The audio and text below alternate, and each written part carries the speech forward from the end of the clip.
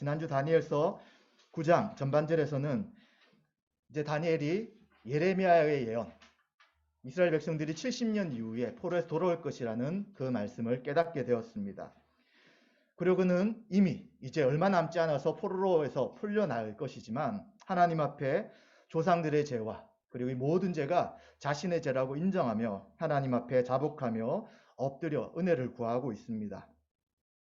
그리고 그는 그렇게 기도하면서 어떤 것을 의지했냐면 하나님의 자비하심, 언약적 사랑, 무조건적 언약 안에 사랑을 의지하고 기도 응답해달라고 요청하셨고, 그리고 또 그는 하나님의 이름의 명예를 위해서 기도를 응답해달라고 간구하였습니다. 이미 하나님께서 이스라엘 백성들을 애굽에서 포로에서 해방시켜 주시고 애굽의 모든 군대를 다 무찌르셨기 때문에 그 위대하신 하나님, 스스로 존재하시는 그 하나님의 이름으로 인해서 우리 이스라엘 백성들을 용서해달라. 그는 그렇게 기도하였습니다. 그런데 어떻게 하십니까? 오늘 말씀에는 그 하나님께서 다니엘의 기도에 응답하셨다라고 말씀합니다. 그리고 가브리엘을 보내게 되고요. 그리고 그뿐만 아니라 하나님이 이후에 있을 70년 포로 이후에 있을 모든 하나님의 구원의 계획을 다니엘에게 알려주게 됩니다. 그런데 그 내용이 이제 뒤에 살펴보겠지만 다니엘이 생각했던 것과는 좀 다른 내용들이었습니다. 그래서 오늘은 다니엘서 9장 20절 27절의 말씀을 통해서 그리스도를 통한 참된 안식이라는 제목으로 함께 은혜를 나누고자 합니다. 다니엘서 9장 20절부터 23절에 보시면 먼저 하나님께서 다니엘에게 기도를 응답하시는 내용을 먼저 살펴볼 수 있습니다.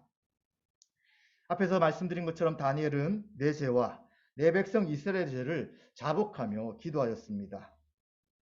그리고 그는 하나님의 거룩한 산을 위해서 내 하나님 여호와 앞에 간구하고 있었습니다. 거룩한 산이라는 것은 예루살렘이죠. 하나님 임재하시고 또 이스라엘 백성들을 살게 하신 그 땅 가운데 하나님이 있었던 성소를 바라보며 그는 하나님의 은혜를 구하고 있었습니다. 그때 가브리엘이 빨리 날아왔다라고 이야기하고 있습니다. 그리고 이 다니엘이 언제쯤에 이 가브리엘을 만나게 되냐면 저녁 제사 시간이라고 합니다. 오후 3시에서 4시쯤에 가브리엘이 하나님의 소식을 가지고 다니엘에게 오게 됩니다. 그러면서 어떤 소식을 전하냐면 22절 23절에 이제 하나님께서 다니엘에게 지혜와 총명을 주신다라고 말씀하면서 이 하나님의 모든 뜻을 다 깨달아라 라고 이야기를 하고 있습니다. 그런데 언제 이런 하나님의 명령이 가브리엘에게 떨어졌냐면 다니엘이 기도를 시작할 즈음에 내려졌다라고 이야기하는 것이죠. 그러면서 이 다니엘에 대해서 크게 은총을 입은 자다라고 이야기를 해주고 있습니다. 우리는 이러한 다니엘이 하나님 앞 회개하며 기도할 그쯤, 기도를 시작할 때부터 하나님께서 그 기도에 응답하셔서 가브리엘을 보낸다는 것을 생각할 때에 하나님이 신자에게 기도하게 하시고 그 신자가 기도를 시작할 때 이미 그 응답을 준비하고 계신다는 것을 우리는 기억해야 합니다. 다니엘은 70년 뒤에 이제 얼마 남지 않는 시기에 이스라엘이 포로에서 해방될 것을 알았지만 그러나 그가 생각했을 때 하나님의 언약을 어기고 범죄했던 이스라엘 백성에 대한 하나님의 진노가 얼마나 큰지에 대해서 그는 인정하고 있었습니다. 그래서 그는 죄를 회개하고 이제 뭐 얼마 안 남았으니까 우리가 풀려나겠지라는 자세가 아니라 엎드려서 죄를 자복하고 또 하나님의 헤세드와 그리고 하나님의 이름을 위해 우리를 긍휼을 베풀어 달라 그는 간절히 기도했던 것이죠. 그런 하나님은 그러한 기도를 시작하기 전에 이미 시작할 때 응답을 계획하고 있었던 것을 우리는 보게 되는 것이죠. 그래서 기도는 우리가 하는 측면도 있지만 하나님이 우리에게 성령을 통해 기도를 시키는 것입니다. 그리고 기도를 시킨다는 것은 이미 그 기도에 대한 응답을 가지고 계신다는 것을 우리는 생각해야 되는 것이죠. 실제 기도할 때 뭔가 눈에 보이지 않는 것이 많아요. 어떤 기도 응답되지 않는 것처럼 보일 때가 있습니다. 그러나 분명한 것은 하나님은 우리의 아버지시기 때문에 성도의 기도를 기뻐하시고요. 성도에게 기도할 것을 주시고요. 그리고 그 기도에 응답하신다는 것을 생각해야 합니다. 그렇기 때문에 우리는 기도할 때에 보이지 않는 하나님, 멀리 떨어져 계신 하나님, 나의 기도는 안 들으시고 다른 사람의 기도만 들으시겠지라고 기도할 것이 아니라 우리에게 기도 제목을 씌웠다면 하나님이 응답해 하시고 하나님이 하나님 일을 행하시구나 하는 생각을 가지고 기도해 나가야 될 것입니다. 그러나 또 중요한 것은 기도의 내용과 기도의 목적이겠죠. 그냥 우리의 영광, 우리의 뜻, 내 개인의 어떤 계획을 위한 기도가 아니라 그의 나라와 그의 일을 구하는 기도를 행할 때 하나님은 반드시 응답하시는 것입니다. 그래서 하나님은 가브엘을 통해서 이 놀라운 하나님의 이 전체 온 인류의 구속에 대한 계획, 하나님의 창조부터 시작하여 완성 때까지의 하나님의 큰 계획을 또 다니엘에게 알려주시는 말씀이 오늘 읽었던 이 말씀이라고 이해할 수 있습니다. 그런데 문제는 20절부터 27절 또 이 70일이라는 이 예언에 대한 말씀이 24절부터 27절까지 굉장히 짧은 말씀인데 이 성경에 가장 해석하기가 어렵다라는 구절 가운데 한 부분입니다. 그래서 여러분들이 좀 이 다니엘서에 관심 있는 분들이 주석책을 보시면 성경에 있는 풀이를 보시면 모든 책의 내용이 다 틀릴 걸 알게 될 거예요. 그래서 책을 참고하면 할수록 헷갈리고 도대체 이게 뭔가 어떤 결정을 내야 될까 결정하기가 굉장히 어려운 본문 가운데 하나가 오늘 이 말씀입니다. 그렇기 때문에 이미 학자들이 그러한 과정을 다 거쳤는데 제가 오늘 이 말씀을 낱낱하게 분명하게 소상하게 다 알려드린다 하는 것은 있을 수가 없는 것 같아요. 그래서 저도 굉장히 겸손하게 이 말씀의 해석에 대한 부분을 같이 나누게 될 것이고요. 좀 더 시간이 지나서 다시 말씀을 보았을 때 이 부분은 내가 잘못했다. 이게 아니라 이걸 수도 있겠다라는 부분도 있을 것 같습니다. 그래서 그러한 것들을 여러분들이 좀 염두에 두시고 그래서 하나씩 모든 단어와 모든 구절을 다 설명을 온전히 할 수는 없을 것 같아요. 그런 어떤 관점을 가지고 해석해 나가고 이것에 대한 의미가 무엇인지를 오늘 좀 살펴보려고 합니다. 그래서 저는 이 해석의 방향을 몇 가지를 정했는데 우선은 70일에 그리고 62일에 또 한일에 그리고 7일에 이런 일에 대한 이야기도 나오는데 이것을 저는 상징적으로 해석하려고 합니다. 이것을 문자 그대로 해석해서 이제 고레스 포로부터 시작해서 490년 뒤에 있을 어떤 역사적 사건과 연결시킨다면 다른 부분을 해석할 때 어려움이 생깁니다. 그래서 저는 이 숫자적인 부분을 상징으로 해석하게 되고요. 그리고 이러한 상징적 해석은 이미 요한계시록이나 예언서를 다룰 때 이미 많이 말씀을 드렸고 왜 이렇게 하는지는 좀 더 살펴보도록 하겠습니다. 그리고 이러한 역사적 대입을 주로 하는 사람들이 누구냐면 세대주의자들이에요. 그러다 보니까 이 다니엘서 이 말씀을 가지고 뭘 이야기하냐면 적그리스도가 올 것이다. 그리고 7년 대환란이 있을 것이고 그 환란 가운데 3년 반은 적그리스도하고 언약을 맺을 것이고 그리고 3년 반은 적그리스도가 배반할 것이다. 그리고 예수님이 재림하시고 그것도 공중 재림하셔서 휴가할 것이고 그리고 다시 오실 것이다. 이렇게 굉장히 복잡한 이야기를 이 다니엘서 말씀을 연대로 대입시키면서 이야기하는 거예요. 그런데 자기들끼리도 이야기가 다 틀려요. 이 연대가 정확하지 않기 때문에. 그래서 저는 세대주의자들의 해석이나 이것을 날짜로 계산해서 역사적으로 대입하는 것을 저는 취하지 않으려고 합니다. 그리고 또 한 가지는 지금 이 다니엘서 말씀에 기름 부음 받은 자라는 것, 또 인류가 어떻게 진행될 것에 대한 예언들이 나타나는데 이것을 유대인들이 어떻게 해석하냐면 유대인들은 유대인 입장에서 예수를 그리스도로 인정하지 않는 거예요. 그래서 구약에 대한 단어를 해석할 때 그리스도가 예수라고 이야기되는 이미 그리스도 오셨다는 이러한 관점의 본문을 회피하려고 하는 경향이 굉장히 큽니다. 그래서 칼빈의 주석을 보게 되면 칼빈의 글을 보게 되면 이러한 유대인의 성실하지 않음과 비겁함과 그리스도를 일부러 빼려고 하는 이러한 모든 시도에 대해 굉장하게 비판하는 것을 보게 되는 것이죠. 그래서 우리는 학적으로 단어적으로 볼 때 이 단어다라고 해서 그리스도가 아니라고 연결하기보다는 지금 우리는 그리스도가 오신 신약 시대를 살아가는 성도이기에 단어는 문장 안에서 또 전체 신약의 비단에서 다니엘 해석하는 원칙 가운데 그리스도와 연결시키려고 합니다. 그렇게 될 때 유대인들이 해석하는 것과 또 이 성경에서 하나님 말씀이 아니라고 학문적으로 연구하는 자유주의자들의 해석과는 차이가 좀 생길 수 있어요. 그래서 저는 이번에 이 부분을 준비할 때 최근의 책들보다는 과거에 신실한 사람들이 썼던 주석을 좀 더 참고하게 되었고요. 대표적인 사람이 칼빈과 그리고 박윤선 박사님의 글들을 통해서 이 부분들을 해석해 나가는데 그렇게 해석하지만 또 여전히 반대 의견이 많이 있다는 것을 생각하시고 저나 여러분들이 좀 겸손하게 이 부분은 살펴보는 방식으로 하나씩 좀 생각해 보려고 합니다. 네, 먼저 24절 해보시면 70일이라는 이야기가 나옵니다. 내 백성과 내 거룩한 성을 위해서 70일을 기한으로 정하였다라고 이야기하죠. 70일에는 숫자로 한다면 70 곱하기 7이기 때문에 490년이에요. 그래서 490년을 역사적으로 이제 역사적 사건에 대입하려고 하지만 그렇게 할 수 없다고 하였습니다. 7은 보통 안식할 때 7이에요. 완전 숫자죠. 그리고 10은 충만함입니다. 그래서 7 곱하기 10이기 때문에 충만한 안식을 뜻한다고 상징적으로 이해할 수 있는 거예요. 그리고 또 이 490 안에는 10개의 희년이 10번 나오는 것입니다. 그렇기 때문에 이 최종적이고 원형적인 완성된 희년을 이야기하는 것으로 490, 71회를 이야기할 수 있는 것입니다. 역대하 36장 21절에 보시면 이 토지가 황폐하여 땅이 안식년을 누림같이 안식하여 70년을 지냈으니 여호와께서 예레미야 입으로 하신 말씀이 이루어졌더라. 아멘. 지금 이 역대하 36장에는 이스라엘 백성의 포로 생활을 어떻게 해석하고 있냐면 이 가나안 땅에 하나님의 백성이 정착하잖아요. 그래서 놀랍게도 성경 어디에도 이스라엘 백성이 가나안 땅에서 안식년을 지켰다는 기록이 없는 거예요. 땅에 안식을 하라고 하셨는데 그 언약을 어겼기 때문에 포로로 잡혀가서 70년 동안 그 가나안 땅에 안식케 하셨다라고 역대하에는 해석해 주고 있는 것이죠. 그렇기 때문에 우리는 이 71회를 다르게 이해할 것이 아니라 완전한 안식, 온전한 안식이 이루어진 최종적인 하나님의 구원의 완성으로 이해할 수 있다라고 말할 수 있는 것입니다.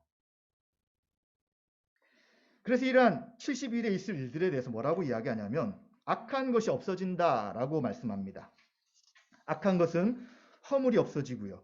그리고 죄가 끝나고요. 죄악이 용서된다라고 말씀하죠. 허물이 그친다는 것은 법을 깨트린 일이 멈추는 거예요. 하나님의 말씀을 어기는 그러한 일이 없어지는 때인 것이죠. 또 죄가 끝난다는 것은 죄가 밀폐되어서 더 이상 볼 수 없다는 것입니다. 더 이상 죄를 짓지 않는 때라는 것이죠. 그리고 죄악이 용서된다는 것은 하나님께서 죄를 속하시는 거예요. 하나님 백성들이 언약을 어기는 죄로 인하여 저주를 받게 되지만 이제 그 모든 원인을 제거해 버리시겠다라고 이야기하는 것이죠. 어디 연결이 됩니까? 요한계시록에 있는 새하늘과 새 땅. 최종적 구원의 완성되는 그 사건과 굉장히 밀접하게 되는 것이죠.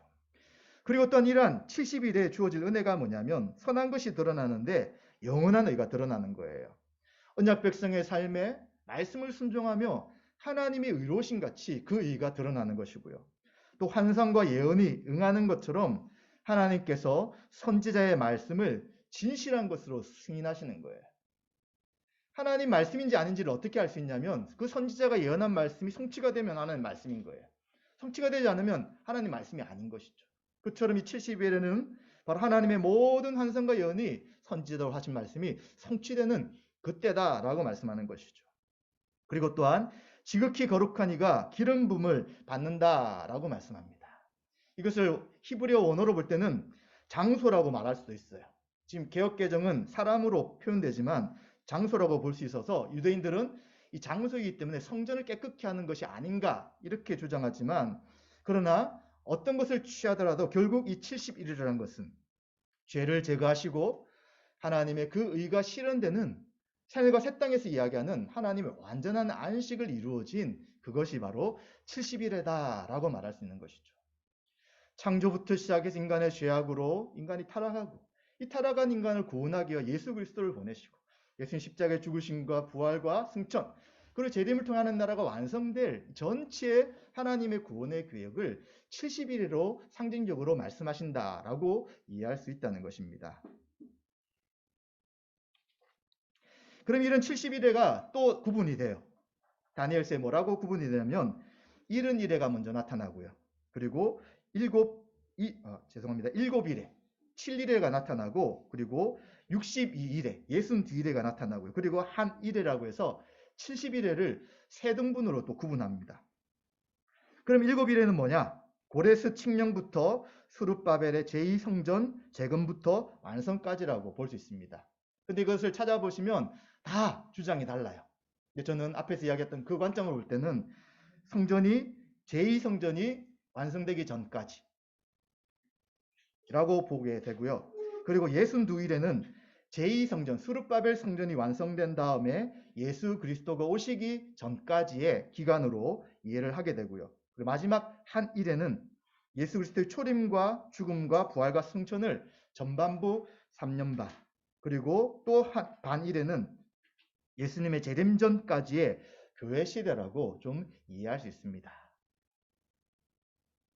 그럼 왜 이렇게 이 세 등분으로 된 이래를 이렇게 해석할 수 있는지에 대해서 좀 더 살펴보도록 하겠습니다.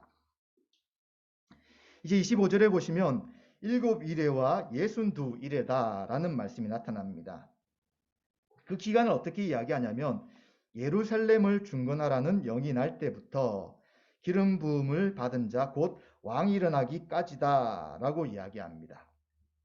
예루살렘을 중건하라는 영은 페르시아의 고레스의 칙령을 통해서 1차 포로가 이제 예루살렘 돌아가는 그 시점으로 이야기할 수 있고요.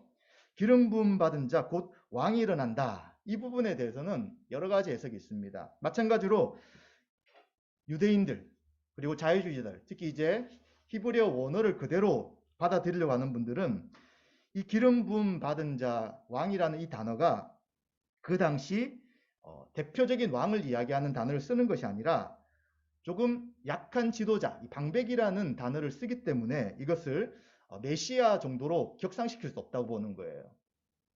그래서 이 사람을 누구냐 할 때 제사장, 날짜를 계산하다 보면 그 시대에 제사장이 있었습니다. 이 제사장에 대한 예가 된다라고 하면서 이제 7이레를 다르게 해석하지만, 그러나 칼빈 같은 경우는 이것을 아무리 히브리어의 멜렉이 아니라 나기드라는 방백이란 단어를 쓸지라도 전체적으로 이 다니엘서 전체 문맥을 봤을 때는 예수 그리스도로 볼 수밖에 없다라고 이야기하면서 이렇게 해석하지 않으려고 하는 유대인 해석에 대해서 굉장히 날카롭게 비판하는 것을 보게 됩니다. 그래서 저도 원어적으로는 다를 수 있겠지만 전체 문맥 안에서는 이 부분을 그리스도로 해석하는 것이 70일의 구분에 적합하다라고 생각을 하게 됩니다. 이때 어떤 일이 있느냐? 그 곤란한 동안에 성이 중건되어 광장과 거리가 세워질 것이다 라고 이야기하죠. 이 곤란한 동안이라는 것은 70년 가운데 있었던 이스라엘 백성의 포로 생활이라고 이야기하겠죠. 그리고 그들이 풀려나서 포로가 되어서 성전을 짓고 성을 세우고 광장과 거리가 세워지는 그러한 때라고 생각해 볼 수 있습니다. 그때는 62이레가 되겠죠. 그래서 이것을 역사적으로 조금 생각해 본다면 7일에 있었던 일들이 페르시아 고레스에 의해서 이스라엘 백성 1차 포로로 돌아옵니다. 근데 돌아와 보니까 어떤 상황입니까? 폐허가 됐죠. 폐허가. 성전도 없어요. 성전도 없을 뿐만 아니라 성벽도 없어요. 이제 그곳에는 이방인들이 섞여 사는 그런 상황 가운데 있게 됩니다. 성전을 짓기 유대인들은 굉장히 애를 씁니다. 그런데 번번이 실패하게 되는 것이죠. 그러나 하나님의 은혜로 학개와 스가랴의 지도력으로 제2성전인 수르바벨 성전이 완성되는 거예요. 그러나 그 당시 성경의 기록을 보면 그 성전을 보았을 때 솔로몬 성전의 그 위용을 아는 사람들은 눈물을 흘리고 통곡했다는 거예요. 그 어마어마하게 지었던 성전이 아니라 수르바벨과 학개와 스가랴를 통해 만들어진 이 성전은 굉장히 보잘것없는 것처럼 보이는 성전이었죠. 그러나 성전이 완성되게 됩니다. 그런데 이제 62일에 어떤 일이 생기냐면 이제 성벽이 없어요. 옛날에는 성이 있고 성벽이 있을 때 외부에서 침략을 하지 못하잖아요. 그러니까 계속해서 침략을 받는 상황이 생기는 것이죠. 이러한 일을 누가 듣게 되었냐면 느헤미야가 듣게 되는 거예요. 고향에 갔다 온 친척을 통해서 예루살렘 성편을 들으니까 성전은 있지만 스룹바벨을 통해 지어진 성전이 있지만 성벽이 없어서 그곳에 온전히 보호받아 예배를 드릴 수 없는 것을 알게 되는 거예요. 살 수 없는 것을 알게 되는 거예요. 그래서 느헤미야가 이제 하나님 앞에 기도하게 되고요. 이제 하나님께서 그 왕의 손길을 통해서 느헤미야를 이 유대 총독으로, 예루살렘 총독으로 보내게 되면서 이제 느헤미야가 놀랍게도 47일인가요? 며칠 만에 이 성벽을 완성하게 되는 것입니다. 그리고 완성할 뿐만 아니라 혼합되었고 말씀 어겼던 그 모든 악한 것을 제거하고 철저한 개혁 작업을 일으키게 되는 것이죠. 그리고 또 학사, 성경을 풀어서 가르치는 에스라를 통해서 다시 말씀이 가르쳐지면서 이스라엘 백성들이 포로로 잡혀갔던 것, 이것이 다 우리의 죄악인 것을 자백하며 영적 대각성 운동이 이제 예루살렘에서 일어나게 되는 것입니다. 이렇게 되면 어떻게 되는 거예요? 야, 드디어 이제 우리가 하나님 백성으로서 그 땅에 살아갈 수 있겠구나라고 생각할 수 있죠. 다니엘도 아마 7일에 70년 포로에서 돌아온다면 이런 이제는 하나님의 백성으로 이 땅 가운데 살 수 있을 것이다 라는 기대를 했을 거예요. 그런데 실제 역사는 그렇게 되는 게 아니에요. 62일의 가운데 어떤 일이 생기냐면 이스라엘은 또다시 헬라의 지배를 받게 되는 것입니다. 그리고 그 가운데 가장 악독했던 안티오쿠스 에피파네스 4세는 이제 성전의 제사를 폐해버리고요. 그곳에 제우스 신상을 세우고 돼지 피를 뿌리면서 유대인들을 박해하는 것이죠. 또 고난을 당하는 것입니다. 그 고난 가운데 마카비가 독립운동을 하게 되고요. 그리고 잠시 하스몬 왕조가 유지되지만 또 어떻게 됩니까? 또 로마가 점령하게 되면서 예수님 오실 때까지 이스라엘 땅은 여전히 포로 잡히는 생활을 하게 되는 것이죠. 이 기간이 62일에다라고 말할 수 있는 것입니다.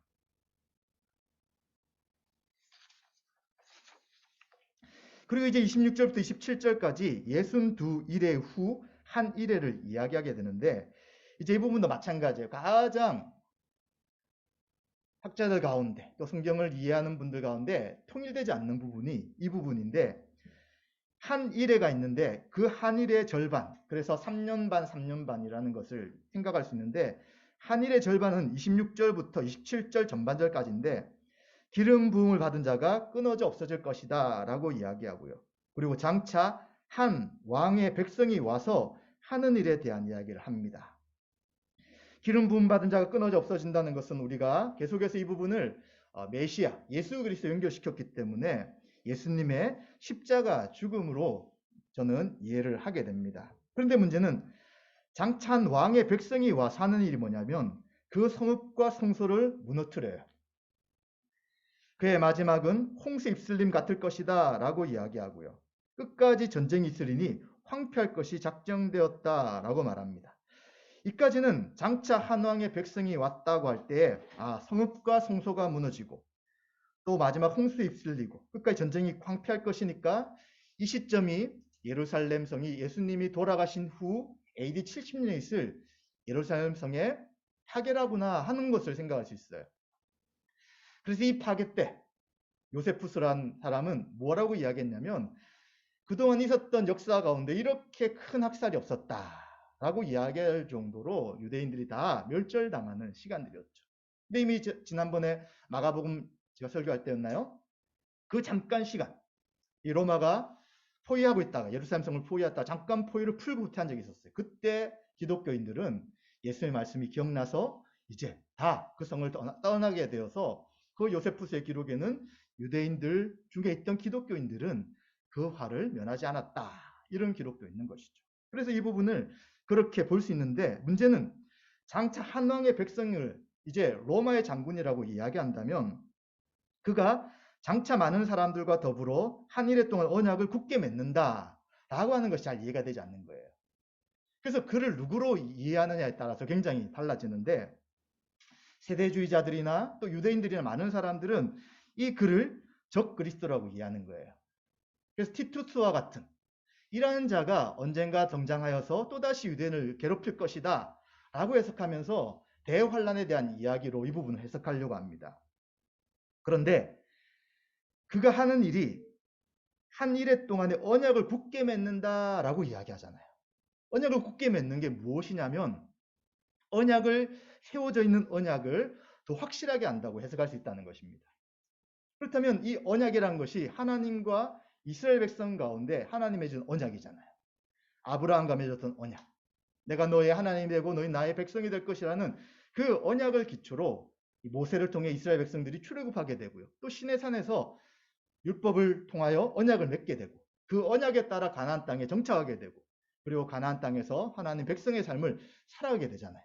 그리고 심판을 당하는 이유도 그 언약을 깨뜨렸기 때문에 심판을 당하는 것이기 때문에 이 글하는 것은 위에 있는 장차 한 왕을 이야기하는 로마의 장군 티투스 아니면 이스라엘 백성을 괴롭혔던 로마였던 장군이라고 보기보다는 그는 예수 그리스도로 보자는 견해를 저는 취하게 되는 것입니다.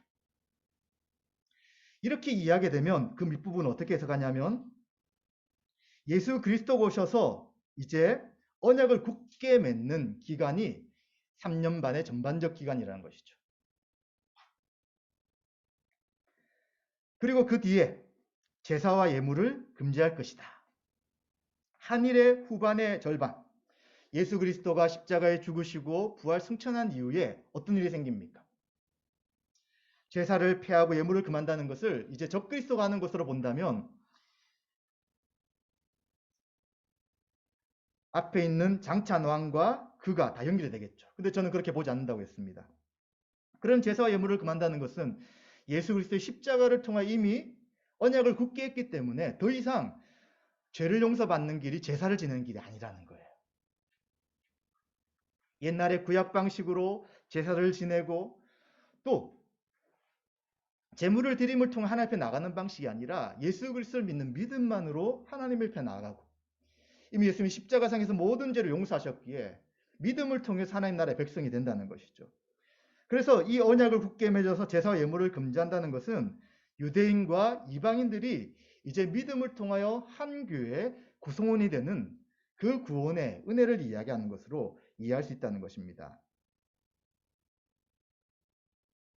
그래서 이러한 말씀이 히브리서 10장 11절 18절에 나타나는데 11절부터 읽겠습니다. 제가 제사장마다 매일 서서 섬기며 자주 같은 제사를 드리되 이 제사는 언제나 죄를 없게 하지 못하거니와 오직 그리스도는 죄를 위하여 한 영원한 제사를 드리시고 하나님 우편에 앉으사 그 위에 자기 원수들을 자기 발등상이 되게 하실 때까지 기다리시나니 그가 거룩하게 된 자들을 한 번의 제사로 영원히 온전하게 하셨느니라.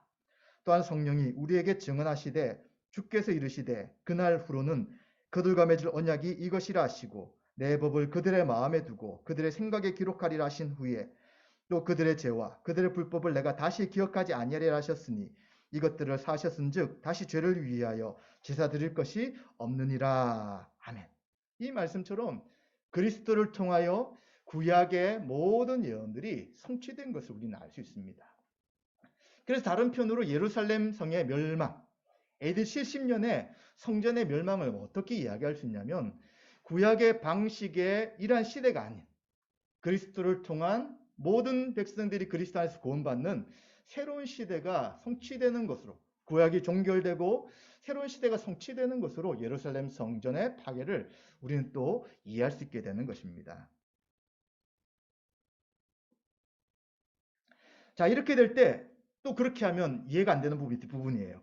포악하여 가증한 것이 날개를 의지하여 설 것이다. 적그리스도로 본다면 그게 좀 다 이어지는 것 같잖아요. 에피파네 4세처럼 어떤 또 그리스도를 대적하는 자가 성전도 제사와 예물도 금지하고 그리고 이제 포악하게 가증한 것에 날개를 의지하면서 핍박할 것이다 하는 것으로 생각할 수 있지만 또 이 일이 그리스도가 성취한 것으로 본다면 포악하여 가증한 것이 날개를 한다고 할 때 이 날개라는 것은 새의 날개는 그 당시 어떤 권위를 상징하는 거죠. 그래서 권위를 가지고 성전 위에 서는 것, 이것이 무엇입니까? 가증한 것, 우상이라고 말할 수 있는 것이죠. 그렇기 때문에 이 구절에 대한 것은 예루살렘 성의 멸망에 대한 것을 이야기하는 것으로 해석할 수 있다는 것입니다. 자, 이 왔다 갔다 하니까 그렇게 볼 수 있을까? 아마 머릿속에서 지금 막 생각이 될 건데 이렇게 하지 않으면 어떤 해석, 저 해석해서 다 짬뽕이 되기 때문에 더 복잡해지더라고요. 그래서 저는 그리스도가 성취한 관점으로 칼빈이나 박윤선 박사님이 해석하는 부분으로 통일시키다 보니까 지금 당장은 이게 맞을까라고 돼요. 그런데 한번 설교가 끝난 다음에 집에 돌아가셔서 다시 그 관점으로 보시면 이렇게도 이해가 될 수 있다고 생각이 되실 것입니다.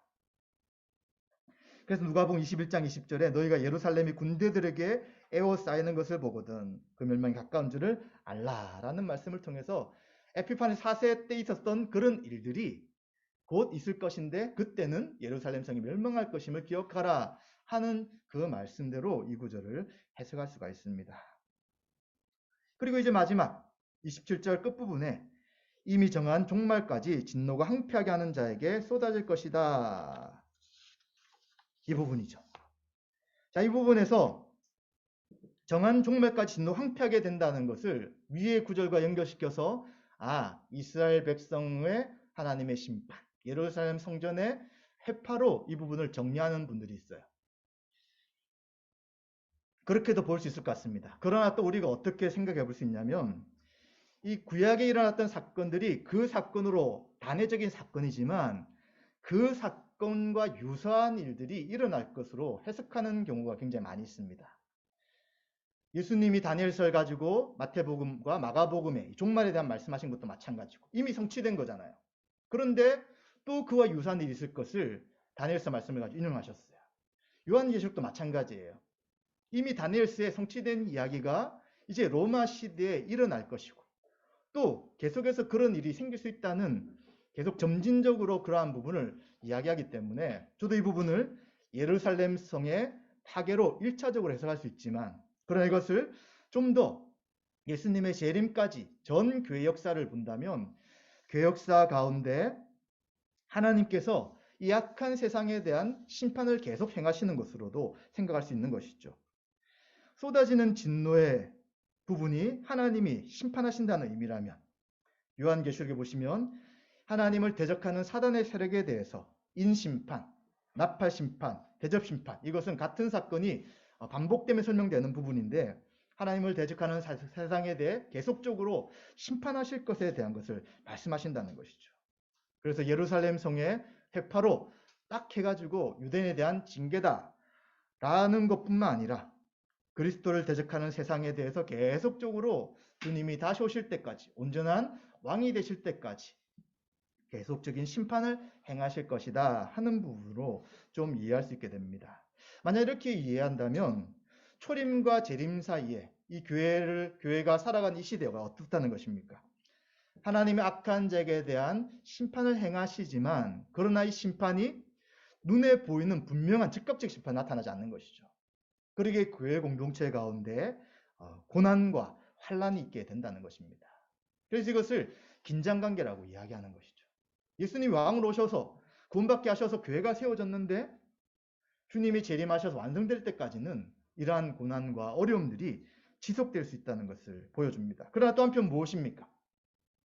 하나님이 즉각적인 심판을 하지 않아 하시지만 역사 가운데 계속적으로 간섭하시기 때문에 신자들을 돌보시고 교회를 지키시기에 신자가 이러한 고난 속에서도 두려워하거나 낙심하는 것이 아니라 주님을 의지하며 살아갈 수 있는 기간이 한 일의 시간들이다. 즉 교회 시대다라고 말할 수 있습니다. 이렇게 70일을 이야기한다면 결국 어떻게 되느냐?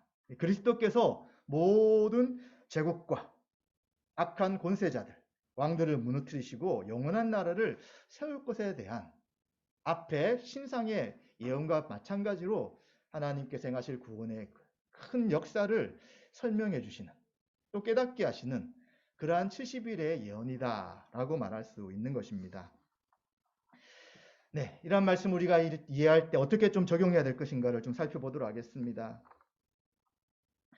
우리 1차적으로 다니엘이 이 말씀을 이해하잖아요. 다니엘은 70년이 지나면 이제 이 고난이 끝날 것이다 라고 생각했을 거예요. 그런데 가브엘을 천사를 통해서 이야기하시는 것은 7일의 이후에 62일에가 남아있다는 거예요. 그리고 또 한 일에도 있다는 것입니다. 그렇기 때문에 계속해서 고난을 당하고 어려움이 있을 것에 대해서 다니엘에게 이야기합니다. 어떻게 보면 다니엘은 굉장히 낙담했을 거예요. 포로로 잡혀온 기간을 더 이상 끝나는데 그것이 아니라 또 다른 계획이 있는 것인데 이 계획을 또 우리 민족의 고난이라면 기도했을 때 이런 응답이 정말 기쁜 응답일까라고 생각할 수 있지만 그러나 놀랍게도 이것이 낙심으로 끝나는 것이 아니라 유대인에게만 선포되는 구원이 아닌 아브라함의 후손이라고 이야기하는 모든 민족에게로 구원이 확대되어 나가는 것이죠.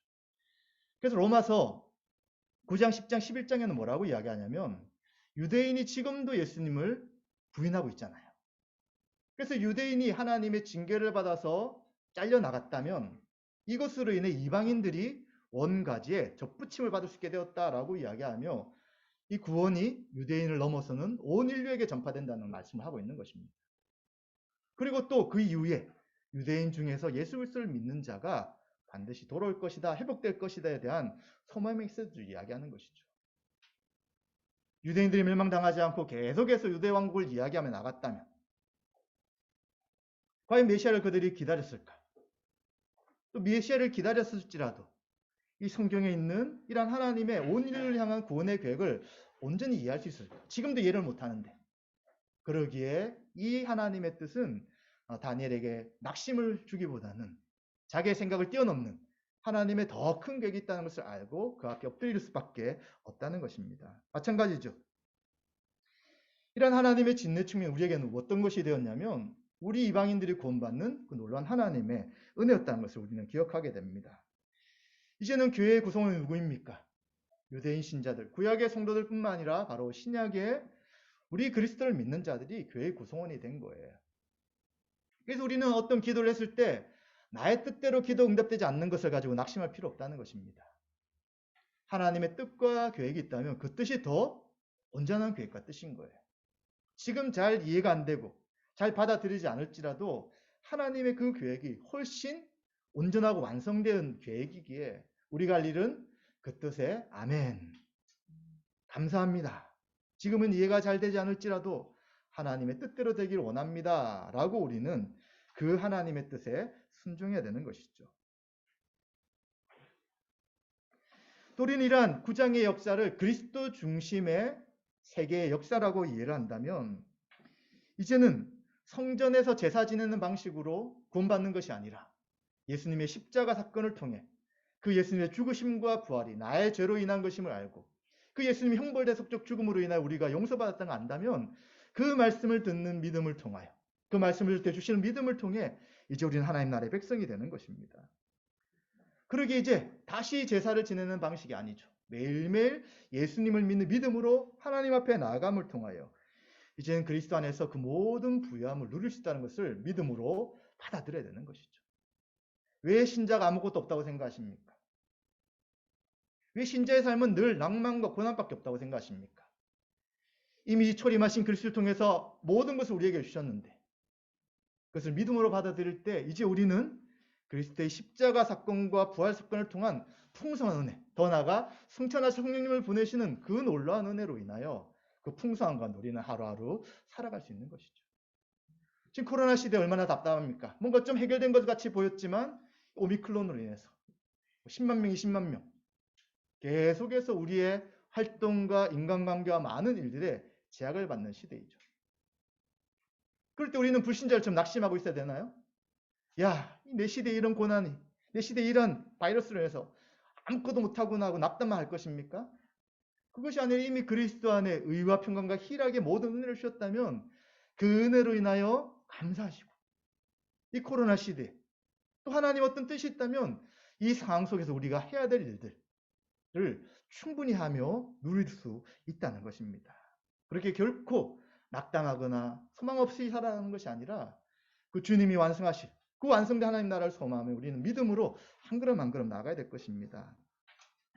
마지막으로 우리가 적용적으로 생각해 볼 부분은 지금 우리가 살아가는 시대가 어떤 시대입니까? 교회 시대잖아요. 이 교회가 완성되고 이 교회로 살아가는 시대이지만 이 교회 시대에 최종적인 완성이 아직 우리에게 남았다는 거예요. 다니엘에게도 그 긴 하나님의 계획이 있었던 것처럼 우리에게도 그 긴 계획이 있는 거예요. 이것이 짧을 수도 있어요. 오늘 당장, 내일 당장 주님 오실 수도 있지만 10년, 20년, 30년, 40년, 어쩌면 100년 우리 다음 세대가 될 수도 있어요. 그럼 우리는 주님이 속히 오시기를 고대하는 것이죠. 그런 하나님 뜻은 우리가 정확하게 알 수 없습니다.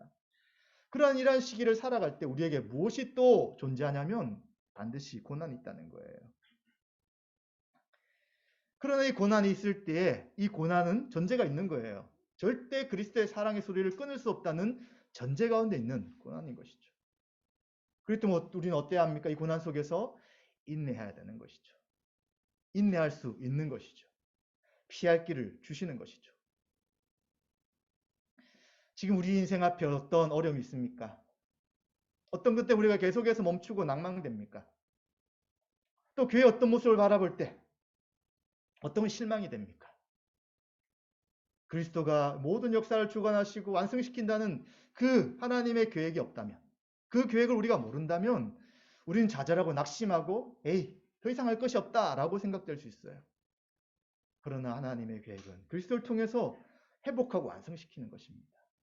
그 가운데 있는 우리가 당하는 고난, 교회가 당하는 고난, 그의 어려움, 이것은 잠깐인 것이고요. 반드시 인내함으로 이겨나갈 수 있다는 것도 우리는 기억해야 합니다. 우리에게 주실 참된 안식, 70일의 완전한 안식이 고난이 없었고 계속해서 평화로웠다면 무슨 안식일 수 있겠습니까?